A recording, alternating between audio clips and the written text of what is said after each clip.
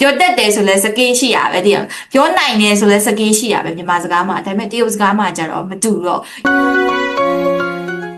他们今天能喝啤酒吗？သူတို့တွေကဒီနေ့ဘီယာတောက်နိုင်သေးလားဘီယာတောက်နိုင်တဲ့ရည်ချင်းရှိဖို့နေ့ရက်ပေါင်းများစွာလပေါင်းများစွာနှစ်ပေါင်းများစွာလေ့ကျင့်အားထုတ်မှုတွေမလို့ဘိုက်ခဲကိုဝင်ဆန့်သေးလားပေါ့လုံနိုင်စွမ်းရည်သူတို့မှာရှိမရှိပဲပြောပြတာဟောဒီစွမ်းရည်ရှိဖို့ရတော့နှစ်ပေါင်းများစွာစ조사ဖို့မလို့ခွေကလို့တယ်你能说汉语吗လို့လာမေးတဲ့သူကအခုလက်ရှိနင်တရုတ်စကားလေးပြောဖို့အဆင်ပြေရဲ့လားOK ရဲ့လား你会说汉语吗ဆိုတာနေ့မှာတရုတ်စာပြောတတ်တဲ့စကေးရှိလားနှစ်ပေါင်းများစွာလပေါင်းများစွာရက်ပေါင်းများစွာကလေ့ကျင့်ထားတဲ့စကေးတစ်ခုနှစ်မှာရှိလားလို့မေးလိုက်တာနဲ့အတူတူပဲတရုတ်စကားပြောတတ်လားတဲ့ပါမြန်မာစကားမှာဆိုလို့ရှိရင်ပြောနိုင်လားနဲ့ပြောတတ်လားနဲ့စကေးရှိတာချင်းအတူတူကြီးပဲလေပြောတတ်တယ်ဆိုလဲစကေးရှိရပဲတည်ရပြောနိုင်တယ်ဆိုလဲစကေးရှိရပဲမြန်မာစကားမှာဒါပေမဲ့တရုတ်စကားမှာကြတော့မတူတော့意思是没有一点点差别吧懂我的意思吗နောက်ကြလို့ရှိရင်အဲ့လိုမျိုးသုံးတဲ့အခါမှာမမားစေတယ်